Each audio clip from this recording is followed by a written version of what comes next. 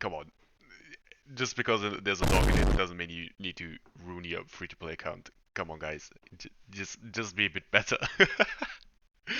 No way. Just because there's a dog inside, you just gotta go. Yo, I have a very limited amount of premium currency. I have a very limited amount of resources per day to spend on my main teams. What am I gonna do? I'm gonna diversify into units that I don't need. So, the point of this video is to identify why you want to pull on Pickle, and also why you don't want to pull on Pickle. Millennia is a completely different story that I will go after probably in another video. But the main focus is the unit that everybody wants to pull, which is Pickle. So let's look at a account that is, in my eyes, very well invested. You want two main carries. In my eyes, it's Eternity. There's a Eternity solo team, meaning she only needs one support and maybe a secondary support if you struggle to survive. But usually, Eternity Solo by itself is a solo team. She will carry. That's why the I3 is pretty important on her, I think. Even for free to play, this is very realistic to achieve. Takes a bit longer, obviously. And then a secondary team that should be well rounded with a strong DPS carry or burst carry. Doesn't matter. Cornbloom, another Centurion, Charlie. Those are the units that you really want to focus on. Those are DPS carries that will guaranteed carry you through the next few months. That's great. That's investment of limited resources that you can put into units that you know will not fall off. So what's going to happen if you already invested into a support unit? Let's say you invested a lot into Sonetto or Tenant. Let's say you diversified too much into support units. What does it mean for you to get Pickle? So for that, we have to identify what is Pickle. Pickle, as a unit, is there to deal mental damage with a very low requirement of card rotation. He passively generates Moxie. That means he will get his ult up without investing turns into him. What does he provide to a team? DPS and a a dispel of buffs. Meaning he's a very offensive support type unit. But as a free to play, what you kind of want to work towards to is a very strong DPS carry. Your main resources should go into a strong DPS carry that in a very squishy situation can still carry you through a fight. Corn Bloom, for example, whole stick is applying debuffs that make you stronger, but that make you deal more damage, while also taking less damage from the guys that you have debuffs on. And it's very easy to have a 100% negative status uptime on your enemy. It's very easy to just spam the debuff. It's always worth to have the debuff on it. There's no reason to go for level 3. There's maybe a reason to go for level 2 if the situation is right. If you go for a huge nuke, maybe the 20% is better. But it's always worth to have this debuff on. The priority should always be to have one debuff on an enemy, meaning she has infinite value from her debuff, and she is tanky. And she has a support utility from her ult. What do you want on top of such a unit? You want an Anli who gives even more crowd control and a buff, meaning you can stack the debuff as well as a buff on yourself to get on level 1s a 30% increase in damage. That's huge. And what do you want else? A healer, a sustain unit. Balloon Party, proven to be one of the best healers in the game in endgame, even in Cyan. Medicine Pocket falls off later a bit due to Fairy Tooth, which we can look at after, really important. But her defensive utility is so strong with her passive that applies. Where is it? Uh, yeah, exactly. Storiness. This is huge value. This is value even if you spam this level 1 cards. As well as the utility to do extra damage. Meaning the whole synergy between those kind of units are really good. Pickle gives you brings you a very weird situation of having a unit that kind of wants investment because he's there for raw damage and dispel. Dispel isn't as big as people make it out to be, and even if you think dispel is important, there's other units that already exist that you should have already invested into that do dispel. Charlie, for example, has dispels on her ult as a mass, as a mass attack.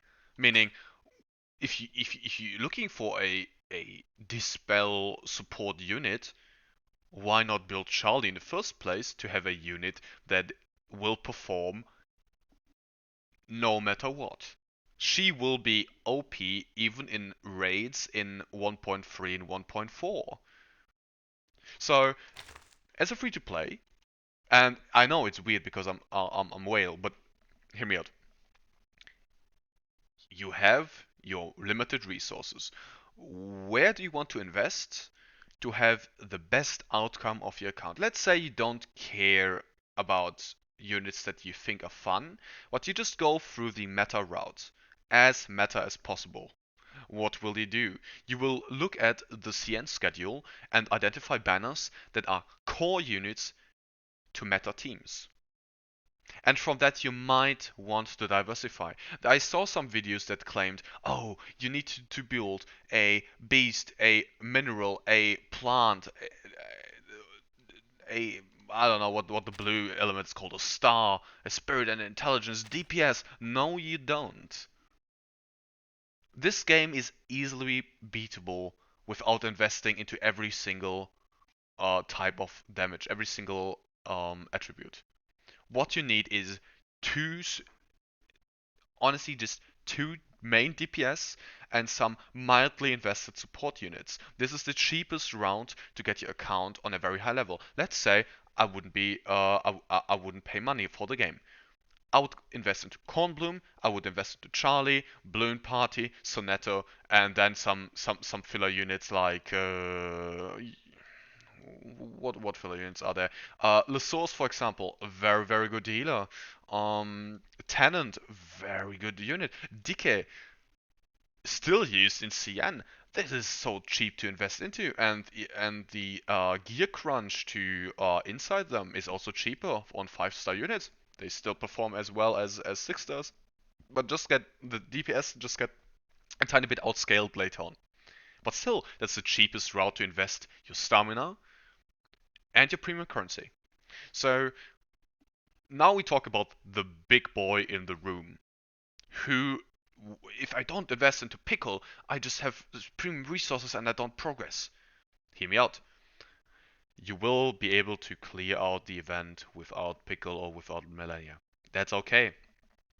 You will be able to clear it out if you already invested into units that that do the work just as good as them. Again, maybe a Eternity Solo, maybe a Combo, maybe a Charlie. Where do you want to invest your resources in? The next meta team. Who are the two core units for the next meta team? Changeling and Fairy Tooth. Tooth Fairy. Mum retarded. So, the whole stick about Changeling and why she's so hyped is her damage scales off poison debuffs. And we already have a god tier poison support unit, which is Sotheby. She will provide all the debuffs you need, plus heal, plus a ult that, if you have the right Psycube, does burst healing and insane amounts of damage.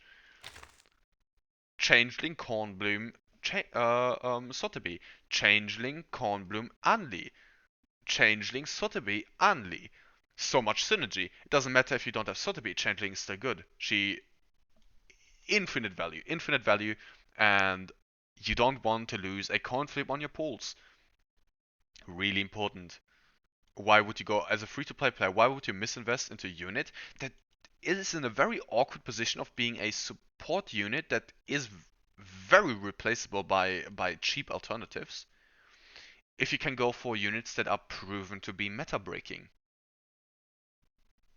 My opinion about it. What you do with your account is your thing. If you go for a Lilia Voyager crit comp, all power to you. That's the coolest thing. I wish I would invest into those things because they look really fun. And all power to those people who like to have fun in the game.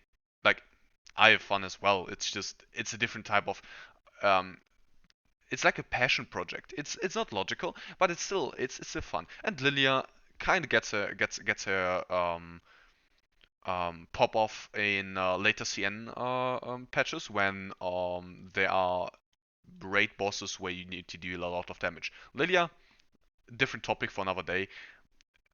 Lurk on her. Don't invest into her yet, but maybe in the next few patches look into maybe freeing her. And this is easily achievable with all the resources you get from the event. The next event that comes, 1.1, is a must grind. I don't deny that.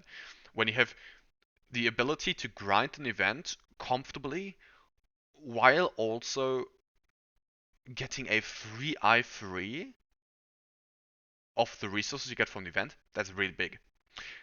Just a few thoughts from a guy who made up his own mind on how to invest in a gacha game. Obviously, uh, my I3 Sotheby is a passion project and also a safety feature for when I get Changeling. Um, Two Fairy, the same thing, the best healer in the game. It's a crit. It's a crit healer. If you go for Two Fairy and you already build Lilia, god tier comp.